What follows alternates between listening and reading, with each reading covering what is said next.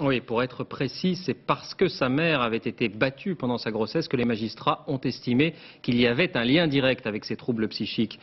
Toutes les personnes nées d'un viol ne sont donc pas forcément fondées à être indemnisées d'après ce jugement. Cela dit, même si les juges s'en défendent explicitement, c'est bien une nouvelle fois le regard porté sur la guerre d'Algérie qui évolue après l'affaire de la torture. Réactions et commentaires recueillis par Claude Sampère et Michel Levasseur.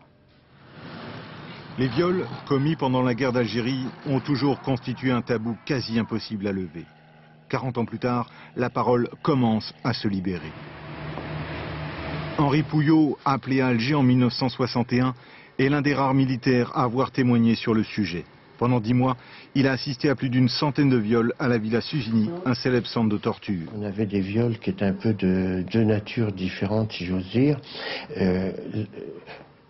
Une partie des viols était une pratique de torture pure et simple, et une autre partie d'autres viols étaient plus des viols de caractère plus collectif et pour satisfaire les soldats qui étaient sur place. Le général Ossarès a reconnu récemment avoir torturé en Algérie. Lundi prochain, il passe au tribunal pour apologie de crimes de guerre. La torture, il approuve, les viols, non.